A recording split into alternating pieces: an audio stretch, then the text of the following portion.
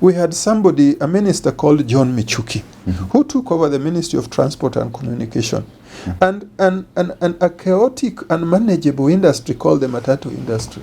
He came in, he said, excuse me, we have got to have law and order, and this is what we are going to follow. And anybody who doesn't cope, you are in trouble.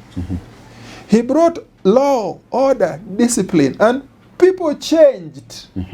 My friend, this country changed, the transport industry changed, because we had somebody who knew what he wanted, he made the rules, and he put his foot down that is going to be like this. And it happened, which means we just need the right persons leading this country. And corruption. Yet a hospital should have the best of facilities. Every modern facility, name it, whether it is the hyper knife, doing surgery with laser therapy, whether all manner of gadgets and instruments for making neurological diagnosis. Any diagnostic facility should be available at Kenyatta National Hospital. We don't have that. Issue. You can think, you can sit down, talk, plan, budget, forward it to the Ministry of Health, forward it to Treasury. You are lucky to get, at most, even 50% of what you ask. You have patients who, they are sick. You look at somebody like this and you sympathize with them. They can't even afford the 650 consultation, leave alone going to a private doctor or a private hospital. And then you prescribe a list of 4 or 5 drugs. And he goes to the pharmacy and is being asked for 3,000. This man who can even afford 650, he goes home without treatment. Our education system needs to review and stop brainwashing our children that life is a meaningless accident, so that young people have no hope. They don't know. They have lost direction. They are confused, disoriented. That's why we have homosexuality, lesbianism, and all manner of sexual perversion. People are unable to even appreciate the basic facts which you are taught in class, that the anus is made for passing stool, not for sex. Every organ and part of the body has a purpose. Your heart, your lungs, your eyes, your ears, everything has a reason. How is it that simple, basic biology, common sense, and reason, we don't see it? We are taught wrongly in school.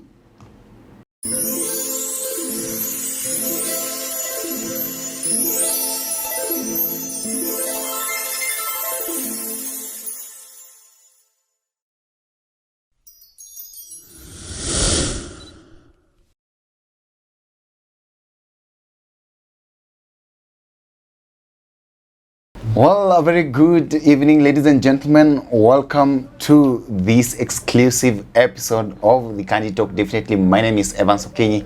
Such a pleasure to always have you on board. Well, this fine evening, I have decided to have a conversation with one of the best neurologists in this country. Of course, he's a doctor who is actually based at the Kenyatta National Hospital as well as the University of Nairobi. I'm definitely talking about Dr. SEMION OCHANDA Mbuya. Daktari, how are you? I'm fine. Welcome to the show. Thank you.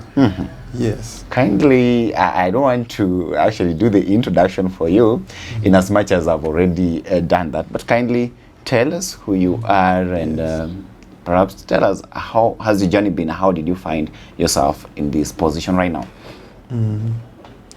Well, as you've already told the viewers, I'm Dr. SEMION OCHANDA Mbuya. Yes. I'm a lecturer at the University of Nairobi Medical School at Kenyatta Hospital. Okay. So by definition, I'm a lecturer, but as is the case with the lecturer clinicians, we teach in class, we teach in the ward, in the clinics, we teach by practicals. Yes, so that is my work. Okay. I've been with the University of Nairobi since 1997. Okay. When I joined the medical school in the Department of Clinical Pharmacology. But now we are reorganized into Department of Clinical Medicine and Therapeutics. By the then College of Health Sciences, now Faculty of Health Sciences. Yes. So my unit, my department is one of the biggest departments. Okay. And my unit, clinical pharmacology, is not that big. But basically, we teach our medical students, train our doctors on pharmacology, which is the study of drugs and drugs use in the treatment of disease.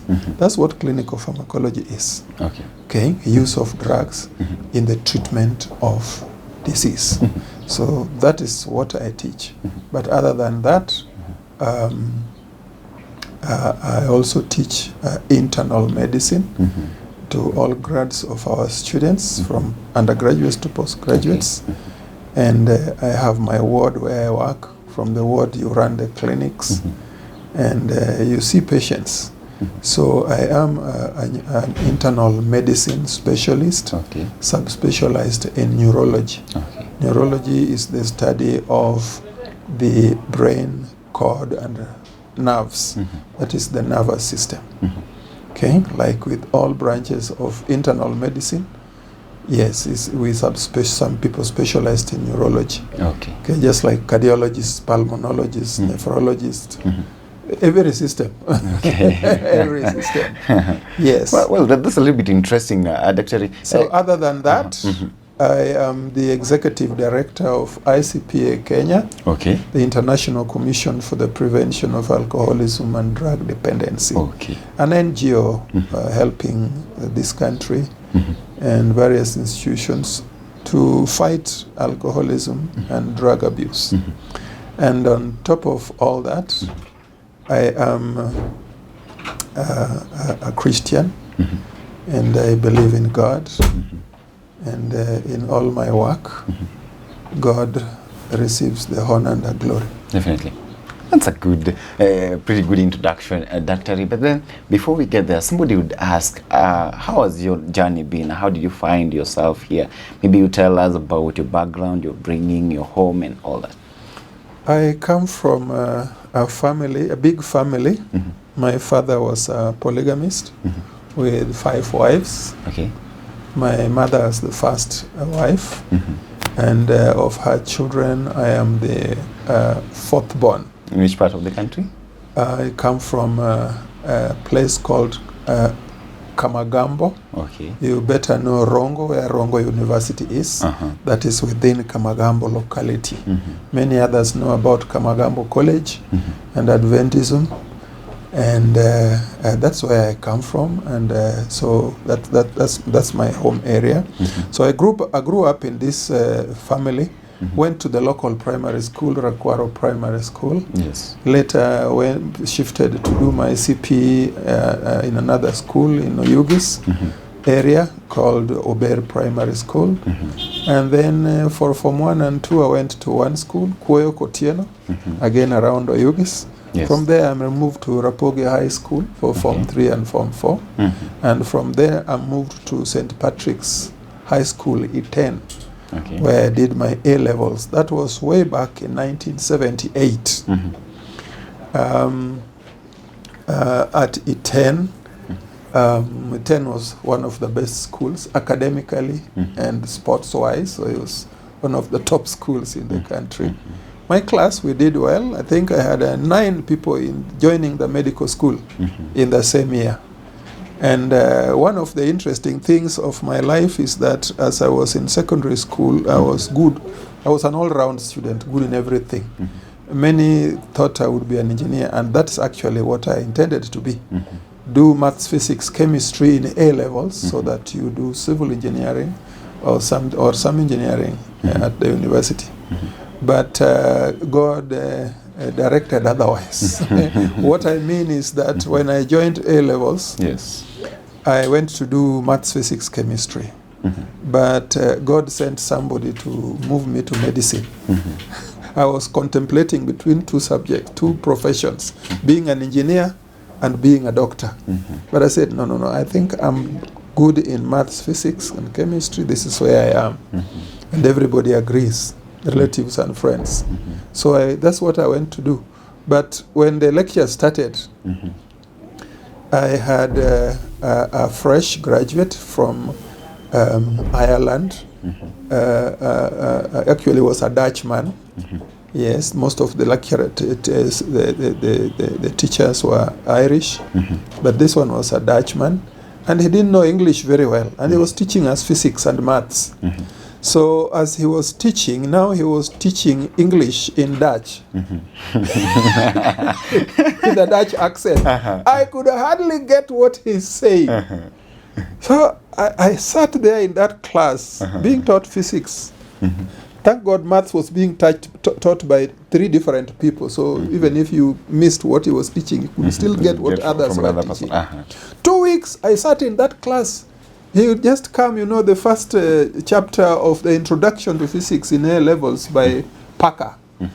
You know, the introduction is introductory chapter is on numerical analysis and integration, and I would sit there and epsilon theta. I could hardly get anything this teacher was teaching. I said, oh my, if this is the teacher who is going to teach me, I've already failed. And A level is only 2 years. No, I'm changing. I just took my desk one day, moved to the biology class, said, no, I'm going to do medicine, forget engineering. And ever since I joined biology class and decided to do medicine, I'm just glad I went there. I say God helped me to be where I wanted to be. Okay. I love medicine. I enjoy it, and it's my hobby. Okay. Just to see people get well, meet a patient in coma or very sick near to death, treat.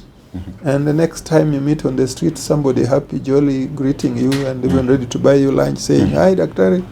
It's an experience, it's a joy, it's a pleasure. Okay.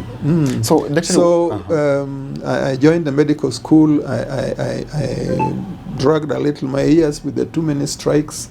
We dragged a little in an undergraduate, finished, and then came back for postgraduate. I finished in 1995. That is at the University of Nairobi? University of Nairobi still. After that, I did a few courses here and there in neurology, and then joined the university, and I have been there since then. Okay. You didn't leave the country? This country, for some small trainings. I was in Israel. Okay. I've been to other countries, small trainings here and there. Okay. Yes. What actually motivated you? Because I see a number of doctors who would rather prefer to stick with the practicing in the hospitals and just being there in the medical field without necessarily getting back to class. What brought you back to the classroom? I think it's just natural. So there are interests you just find yourself born with. Okay, I've always loved teaching. Even before joining the university, that 1 year, we were, after A levels, you do exams in November.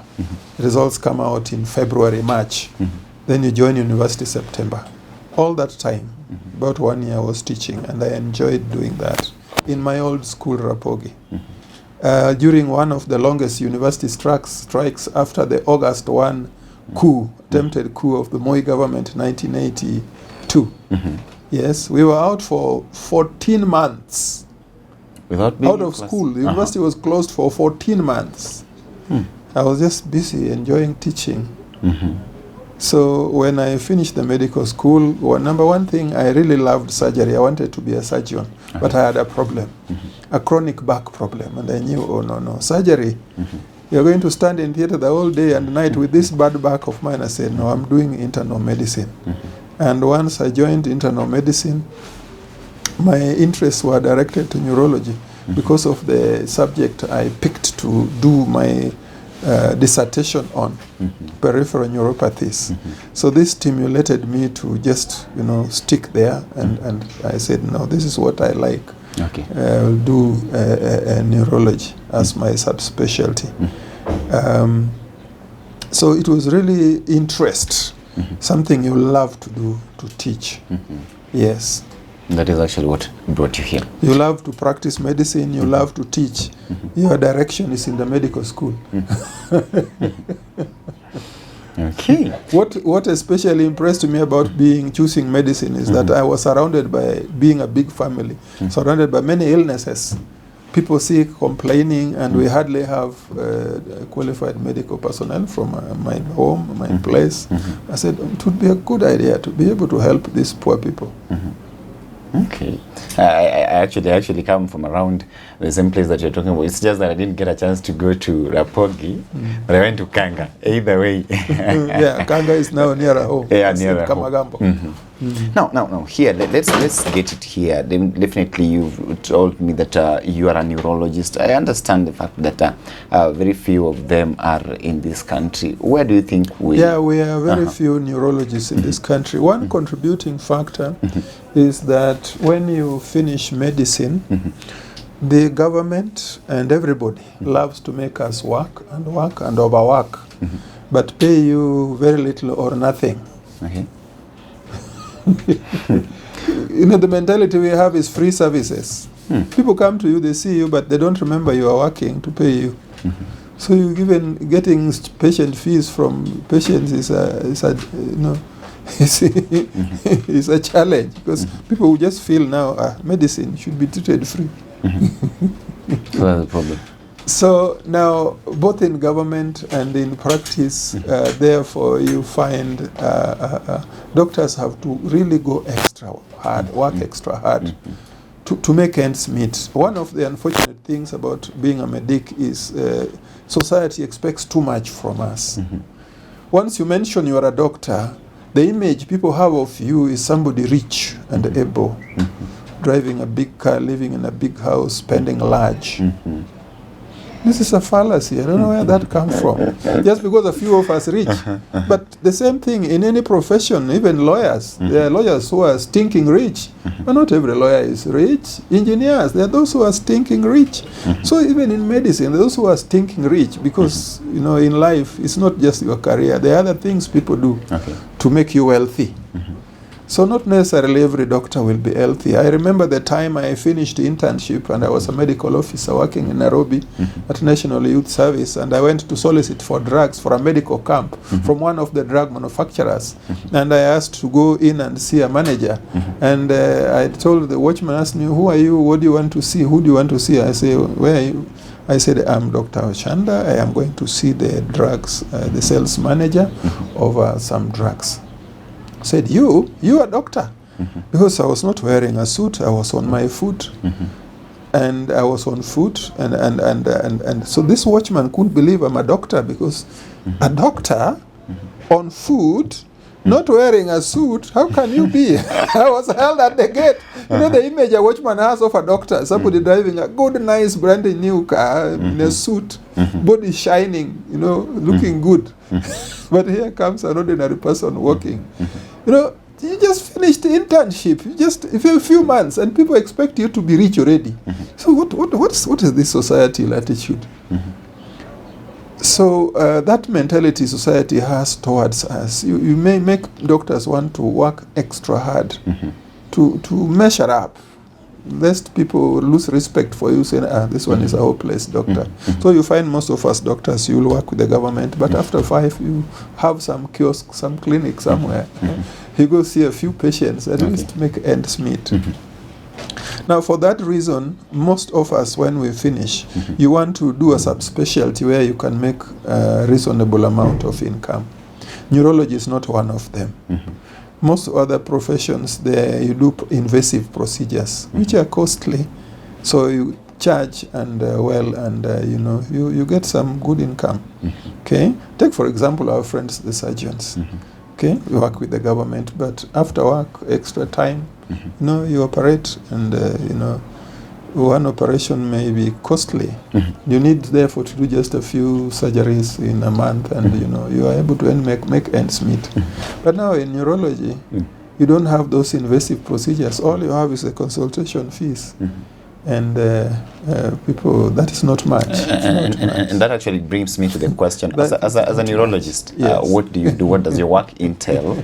Which kind of actually ailments can you actually diagnose and perhaps treat as a neurologist? As a neurologist, I'm purely a clinician. Patients with brain, nerves, cord problems, they come to me. I take their history, examine them, send them for tests, make a diagnosis, put them on a treatment program. That's practically what I do. See people, listen to them, examine them, do a few tests to confirm what you suspect, make a diagnosis, put a patient on treatment, follow them up till they are well. That's practically what I do. The few tests I would do as a neurologist include EEGs, but we leave that to our technicians to do. Because they are time consuming, and as a doctor you don't have that much time to sit in an EEG lab doing an EEG for an hour. We hardly have that time. The other investigative test as could do as a neurology is electromyography, EMG. But many times we let our technicians do it, and then we just check what they have done and report. Okay. And so there are hardly any invasive procedures. If you like it, you do lumbar punctures, that's taking fluid from the spine. But even those we leave to our medical officers to do. I mean, why should I spend time doing that when I have my junior doctors who can do it? I'm better off doing other things. Sometimes we go to theater to do brain monitoring during surgery. Okay, that one would pay, but we don't do much of it here. Okay. Yes. Have you ever been attached to Mathare National Referral Hospital? Well, during the training, but I'm a physician, so I don't go to Mathare. So your work does not actually entail what is taking place at unless Mathare. they have a complication, in which case I can be called, or they can send over to Kenyatta, to the neurology clinic to be seen. Yes. Okay. In the wake of, in the recent past, definitely we've had a number of cases of young people committing suicide, young people suffering from mental health issues. Actually, and this raises a lot of questions in our general public. What do you really think is happening with the young people in this country? It is a sorry state. It's something I'm always feeling bad when I talk about, because to my students, to my colleagues, to this country, I'm always talking about alcohol abuse and drug abuse. It's a rampant problem, and it is barely given the attention that is necessary. Okay. We have raised a generation which have been taught that life is a meaningless accident. I say to this day, the most stupid thing I was ever taught in class is that life is a meaningless accident. There is no God.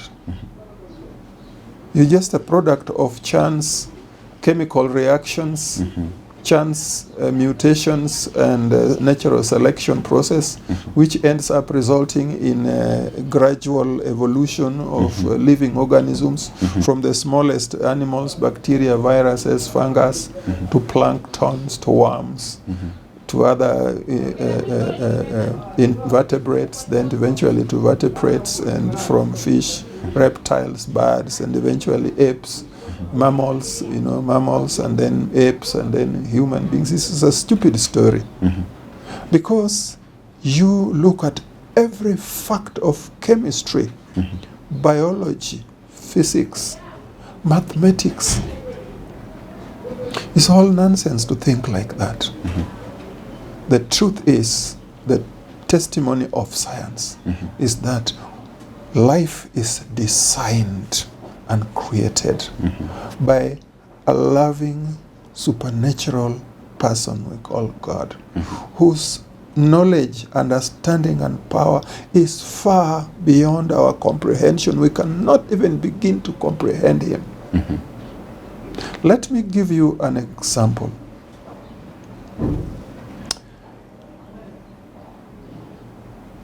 To produce just one protein like insulin hormone that controls the metabolism of sugar in the body.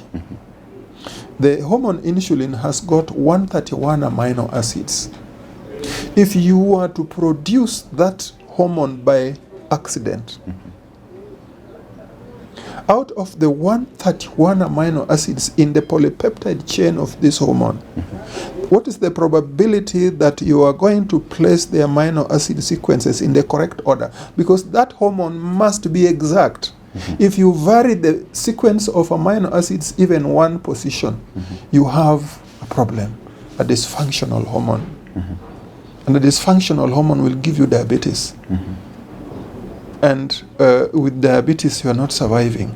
If it was in the early stages of evolution, when human beings, apes, they had no idea these things were just by accident, no animal would survive without insulin. This hormone is produced in its exact order, and that order is determined by genetically coded genes and programs, which starts with the formation of a gene a part of DNA that determines the structure of a protein. So you need the DNA. From the DNA you do transcription, producing a messenger RNA. From the messenger RNA you carry it to the cytoplasm of the living cell. Then it has got to bind on ribosomal transfer RNA, ribosomal RNA. Now, then at the ribosomal RNA, you need transfer RNA to bind to the messenger RNA to join the amino acids. Each of the transfer RNAs has got attached to it a specific amino acid according to the codon on the transfer RNA and on the messenger RNA. And then all of these processes are initiation and progression by an enzyme which is already determined by your genes. And at the end, when the assembly of the protein is through, then the secondary, tertiary structure of this hormone must be exact. And that is why you must have the exact sequence of amino acids. Not only that, after it is produced, it is not just going to work anyhow.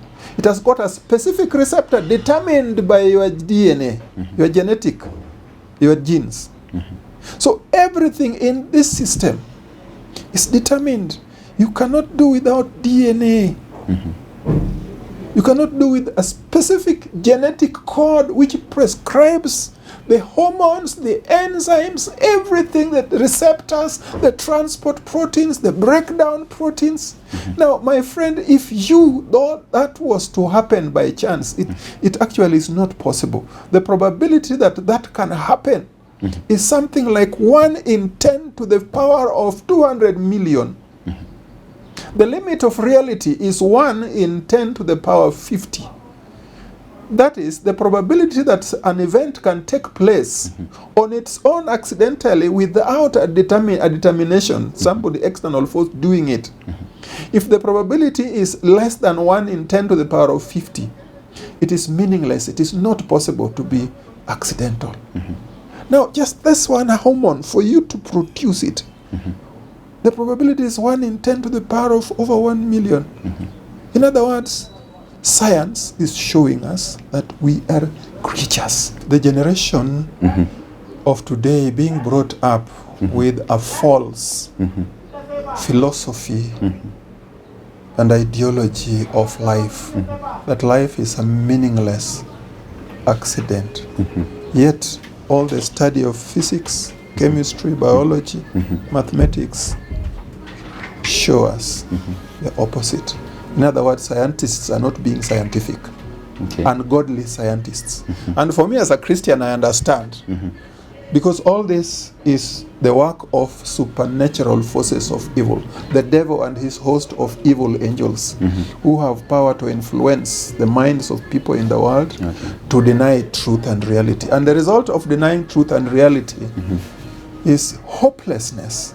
Young people grow up, life is meaningless and hopeless.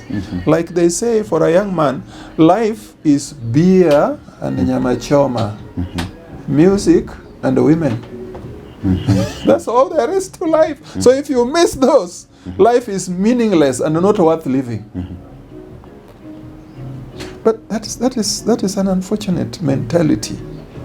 The truth is, life does have meaning and purpose. So young people have lost meaning in life.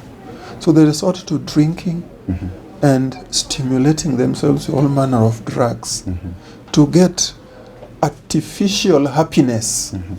You know, when you are drunk, all drugs of abuse, including alcohol, the reason we take them is the false happiness called euphoria.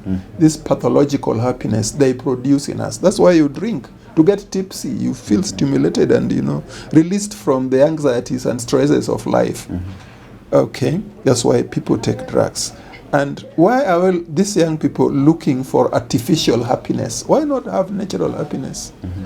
As creatures, as living people, human beings created in the image of God, sadness, happiness, anger, anxiety, they are natural emotions that are there and should just be brought under control. We shouldn't have to resort to drugs to cool them down, to quench them, to produce artificial states of happiness.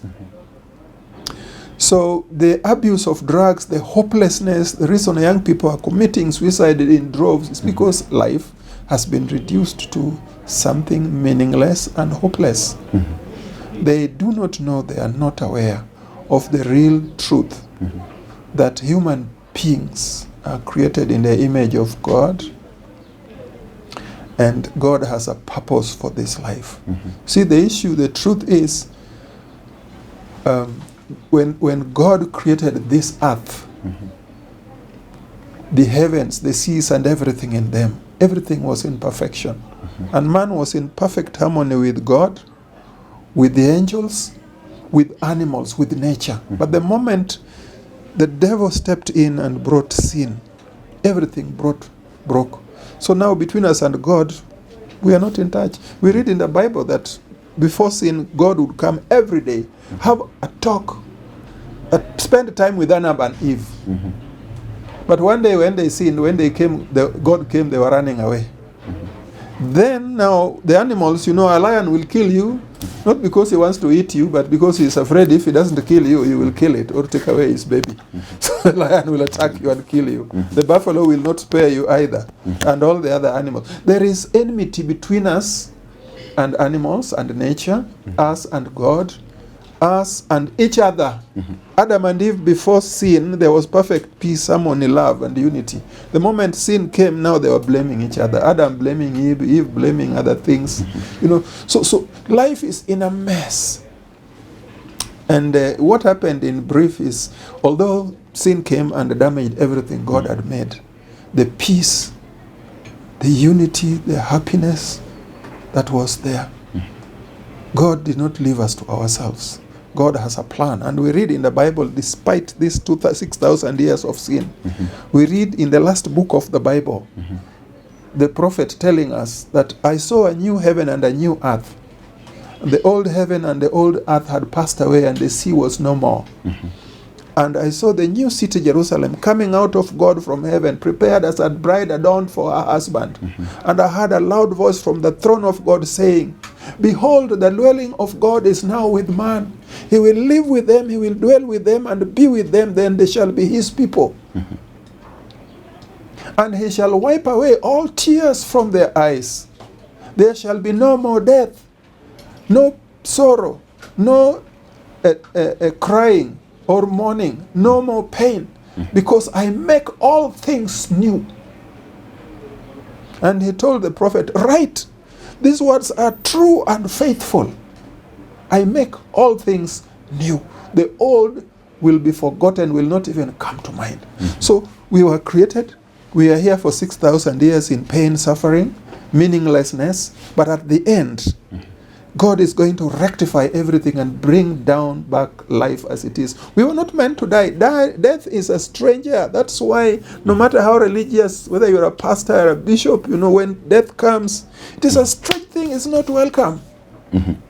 Because it is not meant to be there. We are not meant to die. We are meant to live. And God has a program of resuscitating, bringing back all humanity back to Eden, like we were before sin. Now, if young people knew the truth about life and where we are going, for me as a Christian, I don't need beer to be happy. I don't need any chemical to give artificial happiness. Just having a normal relationship with God gives me enough joy, peace, and contentment. So much so that even when I'm suffering in sickness and in pain, I'm troubled, robbed, or something happened, they are there. I will be in sad, but I am able to contain it, and I know, because I know we live in a sinful, wicked world, and this is just normal. I'm trying to say that when you understand the real meaning of life, that God himself left heaven, came to this earth in the form of a human being to reconcile us with God. And that is the only means by which sin, which is the problem, will be removed. The blood of Jesus shed for us, through which we can obtain forgiveness and salvation and recreation. We are told that when Jesus comes back, this second time, not when he came as a helpless baby, this time as he really is, King of Kings and Lord of Lords, there will be chaos. This earth will be burned to nothing. The sun, the moon, the stars, the planets, the whole Milky Way galaxy, everything will be destroyed and recreated afresh. This time to a far better state than even what was done. So are you trying to say that the young people of this country, they don't have a view, they don't have the correct understanding of what life is all about. This is what I'm trying to say. We have been brought up in a system of lies. Science has been abused. We are not following the evidence where the scientific evidence leads. And so life is meaningless and hopeless, and as a result, alcohol, bangi, miraa, heroin, cocaine, because that's what gives them pleasure. Relationship with God, with God and with fellow human beings, which brings peace, joy, contentment, is not there. Life has been made meaningless and useless, and that's why we have so much corruption, because we have people who are not aware that in this life you are accountable to the Creator. You can lie, you can cheat, you can take bribes and destroy the economy of this country, but there's somebody you're going to answer to. If they knew that, they would be less having a less tendency to lie, to cheat, to steal, to engage in corruption. So we have a wrong view, understanding, and mentality towards life. The main thing in medicine, as medics, the major thing in medicine for our health, the health of this country and the whole world, is preventive medicine. Living a lifestyle that promotes good health and prevents disease. Definitely that kind of life does not involve smoking tobacco, drinking alcohol, taking other drugs of abuse. Live free, a well-balanced life with a correct relationship with our fellow human beings and with God. This is what will improve our health. And that's why the Bible says that the fear of God is the beginning of wisdom. Okay? And knowledge of God is wisdom indeed, because by me your days will be multiplied. In Proverbs 3 tells us, my son, forget not my law, but keep it in your heart, for it will give you peace, length of days. This is what the word of God tells us. Yes. So living right, avoiding practices that bring disease and health, bring disease and death. Okay. This really should be the main thrust of medicine, emphasizing preventive medicine. Avoid things that destroy, damage health, and just live a normal life. Okay. So we are here, Dr. A number of cases of suicide, especially by the young people, are on the rise because the mental health of the young people of this country is in question. What's the way out? How can we then solve this problem so that we actually reduce the number of cases that we witness on perhaps on a yearly basis or a monthly basis? We hear of a young person has committed suicide over there. Several young people are suffering. How then do we get out of this menace? We then need to go back to the drawing board and teach our young people correctly the meaning of life, the right attitude towards life. You finish school, you have no job, you are frustrated.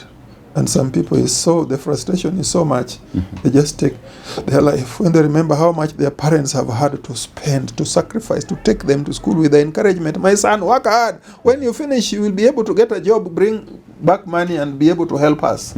They sold land, cattle, everything to take you to school. And at the end of it, you are well educated, you have a university degree, but no job. It is frustrating. It's frustrating. But if you have a correct mentality, attitude towards life and towards God, you will never lose hope, because you know the little things that you need here and there, God will provide. You know God will provide. If He takes care of animals which don't farm, don't work, and they live, how about you who is created in His image? So we need to give young people hope, that there is hope in life, no matter how much hopeless life looks to you. Don't give up, just keep at it. A solution will come. So our people need to be taught correctly. They need to be given the right attitudes and mentality towards life, to be given hope that there is always something, so you don't give up and take away your life. You take away your life, so what? Okay. It is selfishness. Actually, suicide is selfishness. And in my culture, Luo, if you commit suicide, if I am the first person to find you hanging there with a rope, I will not just bring the body down. I will first take a kiboko and chapa you properly for bewitching me. How do you bewitch me by committing suicide? Okay. Because suicide is stupid. It's selfishness. You are running away from responsibility. Well, let's wait and see what actually unfolds for a number of them. But then, of course, because really, that is really the solution is psychotherapy, right attitude and mentality, correct understanding of life and the meaning of life. This is what will help our young people to have hope, and even as they search for a job, for an income, eventually it will come. But our young people need to change mentality that towards work. You know, when you are in school, you have this attitude, mentality that when I finish, collar job, white collar job. You are in office with a secretary, with a telephone, and you're a boss. That's what some people in school, they have their mentality, that attitude towards life. Life is not like that. It takes a long time to be up there where you have an office of your own. When you finish school, be ready to do anything that brings bread to the table, even if it is brushing people's shoes, even if it's sweeping the compound, even if it is doing cleaning, even if it's going to the cafeteria to serve as a waiter. Don't sit back doing nothing, complaining you have no job. Do something. Even if you get 100 shillings a day, you can walk for miles, you will not get it. Change. Young people need to change their attitude towards life and towards work. Every good work done, there's value in it. I have many testimonies of young people who finished university and they had no job and started work as a watchman. But as time goes, an opportunity opens up and you are promoted and you become a manager and you just move up the ladder. So don't despise any job. Even if you have to work as a house manager, a maid, do it. It's better than sitting back and asking for bus fare from your mother, your father. It is wrong. Once you're above 18 years, find a way of surviving. Your parents have the responsibility of bringing you up, feeding, clothing you, and taking you to school until you're an adult. Once you're an adult, find your way. Don't despise. Do something as you look for something better. This is the attitude. I have been to the US many times, and this is the life the Americans live. When students, once they are 18, nobody goes depending on his mother for small things here. Everybody does some locum, whether it is cleaning, waiting in a shopkeeper waiting, or in a hotel, or being a watchman. People work. At least you get and thank God the economic situation is so good that even those small jobs is enough to give you enough for food and clothes and a place to live. And even some drive cars. Some of our people from here in the US, they come back here loaded with money. You think they're doing a big job. No, they're just watchmen and waiters. Which is a different case in our country here. So I know here it pays very little. But at least it's better than nothing. Just do it with a clean heart and pray and hope God will open a way. But please don't sit back and do nothing and complain that I've gone to school and nobody's giving me a job. That will not help you. Okay, Doctor. Let me take you back a little bit to your line of duty and line of specialization. What's the biggest challenge that you faced as a neurologist? The biggest challenge I face, I hope my boss doesn't hear this. Availability of facilities for proper diagnosis and availability of drugs. That has been the biggest challenge. Kenyatta National Hospital is a national teaching referral hospital, the first of its kind in this country, from which all the medics in this country of my age and for many generations behind me, they have gone through that medical school. They have gone through the teaching in Kenyatta Hospital. Kenyatta Hospital should have the best of facilities. Every modern facility, name it, whether it is the hyper knife, doing surgery with the laser therapy, whether all manner of gadgets and instruments for making neurological diagnosis. Any diagnostic facility should be available at Kenyatta National Hospital. We don't have that. Issue, you can think, you can sit down, talk, plan, budget, forward it to the Ministry of Health, forward it to Treasury. You are lucky to get at most even 50% of what you ask. So government funding for the management of the hospitals. You prescribe drugs. Your patients, the patients you see in the hospital, these are people who, even that consultation fees of 650 for a long time, now it is 1250. You have patients who, they are sick. You look at somebody like this and you sympathize with them. They can't even afford the 650 consultation, leave alone going to a private doctor or a private hospital. And then you prescribe a list of 4 or 5 drugs. And he goes to the pharmacy and is being asked for 3,000. This man who can't even afford 650, he goes home without treatment. So we have many patients who can't afford. And the government hospitals they come to don't have drugs. Down in my home place, you get dispensaries.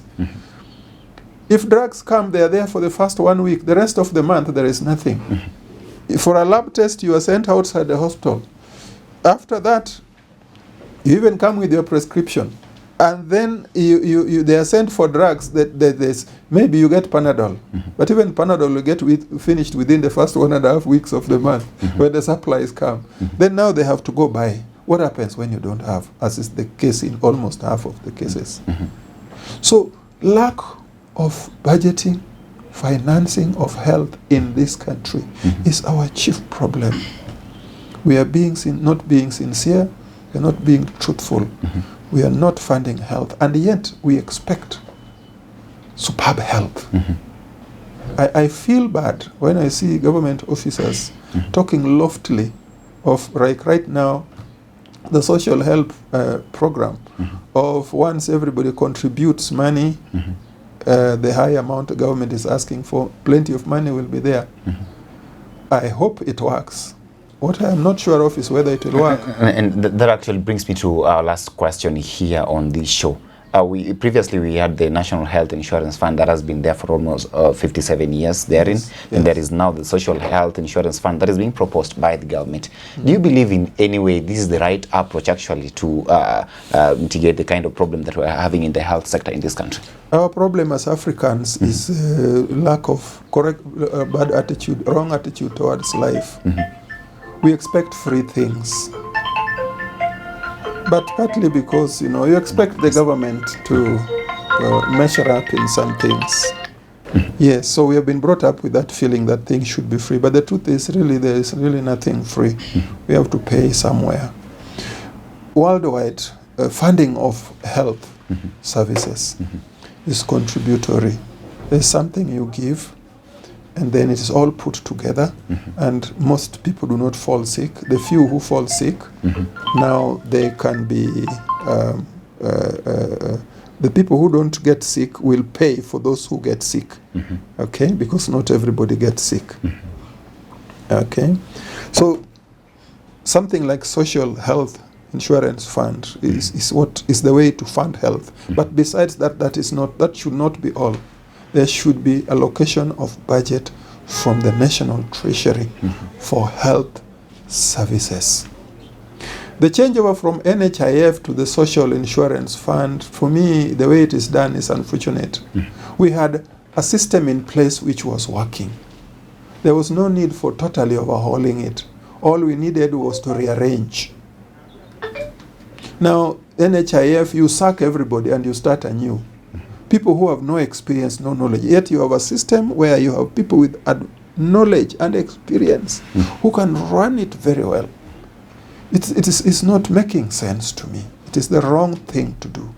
All we needed, even if we wanted to change the name, is to modernize it, okay, to fit the higher funding that would be available. And then don't sack everybody. Retain those workers who have been there, they know the system, they know how things go. Retain them, don't sack them, and replacing them with the politically correct employees. It is an unfortunate thing. So I do not know, I don't understand. I hope it works. I know there is war against it because of the funding which is unfair. is expecting working people to pay for everybody when you yourself, you can't even manage life. You know, God has given us 10 commandments. Okay? And commandment number 8 says, thou shalt not steal. The meaning of stealing is very deep. It means don't take something that belongs to somebody without his permission or authority. So stealing and robbery, that is stealing. Not only that, the 10th commandment goes ahead to say, you shall not covet anything that belongs to anybody. So you see somebody working and has a car, has a house, and has money. Don't covet. Be satisfied, contented with what you have. And worse than that, don't rob him. Don't take people's salaries and monies by force without their consent. You don't have that right. Whatever you have it because you have sweated for it and you've earned it. Or your parents or somebody gave you as a gift. This is how you own anything. You worked for it or somebody gave it to you as a gift. So what I have as my salary, my house, everything that I have, it is God who has given me. Nobody has a right, including the government and the president, to take it from me by force. And the Bible tells us that as much. God expects us to provide for those who don't have. But not by force, not at the point of a gun. Give it or I shoot you. That is stealing. That is robbery. So this funding of social health services should be voluntary, not people being forced to it. And it should not be too much excessive. It should be measurable. There should be a cap. You should not just say 10% of my salary. No. There should be a cap. You can say 10% of my salary, but up to a certain limit. But if it's voluntary, as you say, if it's made that way, do you think that the government will actually realize the kind of amount that they're targeting? The issue is the government is trying to escape responsibility. These social health services should be funded from national treasury. Yeah, okay. That's the truth. So in short, you're saying that the taxes that the Kenyans are paying already is enough to cater for social health? Yes, that's what I'm saying. It's more than enough. It's just that we have our priorities upside down. If we prioritize right, education and health in this country would be well funded and we would not be in the mess that we are in with the total breakdown of government health services. To me, government health services are broken down. Take any government health institution, nothing works. Only Kenyatta National Hospital works. Maybe it's because we academicians, they are always pushing and fighting for the right things. But even then, we don't have really what we need because of inadequate funding. That's the bare truth. Somebody may deny it, but that is the bare truth. Okay. We don't have what we need for health in this country. Okay.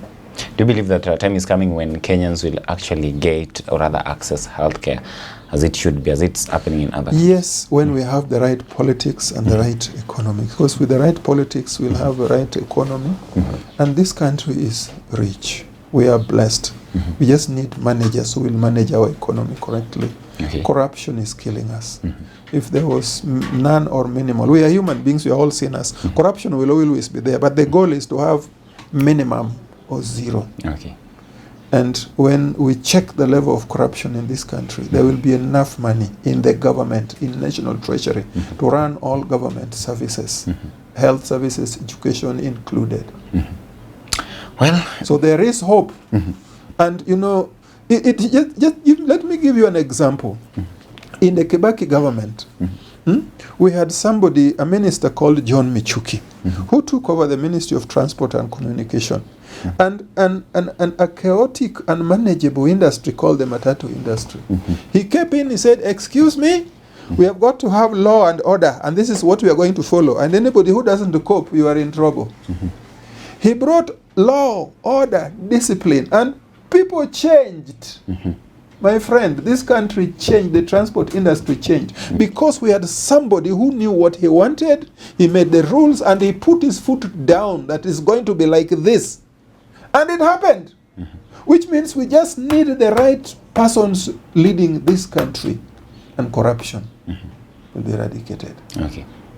The question is who? Where and when? The question is Now that's politics. I can't get into that. I'm a doctor. But there is hope that one day we'll have somebody who knows what he's doing and understands the country and the system and bring change. Doctor, what's your final word as we wind up this show? My final word is that for me, I'm grateful to God for the opportunity to be trained and to work as a doctor. It's a job I love. I thank God every day for the opportunity to serve.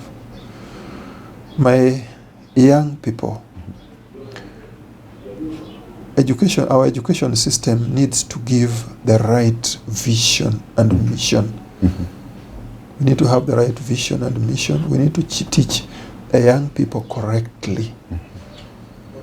There are no moral values without really correct religion, without the fear of God. Education without religion only breeds a generation of clever devils. You give them all the physics and they use it to hack banks and all government services. They use the physics to make bombs and guns to kill fellow human beings.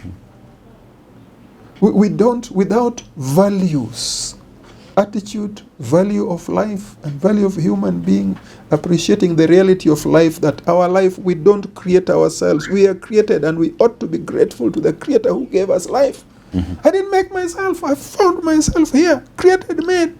We should be gratefulness to the Creator, appreciation of fellow human beings, and correct attitude towards life. Is what will change this country.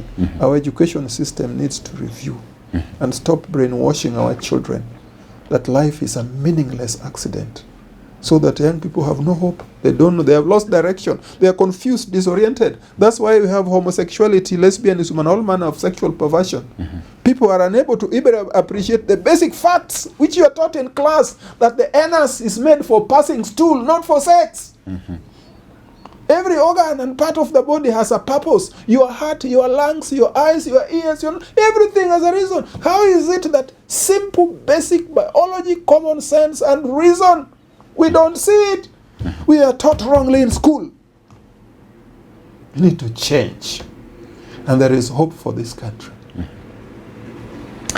Well, ladies and gentlemen, there has been a nice conversation with Dr. SEMION OCHANDA Mbuya here. Of course, I've told you he's one of the few neurologists whom we have in this country. He's based at Kenyatta National Hospital there and teaching at the University of Nairobi, of course, School of Medicine there. And we've had this conversation with him here concerning a number of issues in the health sector and the kind of menace that we're witnessing among our young people right now, where number of people, the young people here, losing their lives to suicide and all manner of things here. Kindly weigh on this conversation. Tell us what you think, and of course, I'll be more than glad to bring you up to date with comprehensive analysis of everything taking place in this country. Remember, we've started this show here, and we want to bring on board a number of experts from different fields in this country. And we do hope that these conversations will inform the kind of policy decisions that our government will make at the end of the day, because we are all for a good Kenya. Till we have this conversation again, have yourself a lovely day. My name is Evans Okenyi.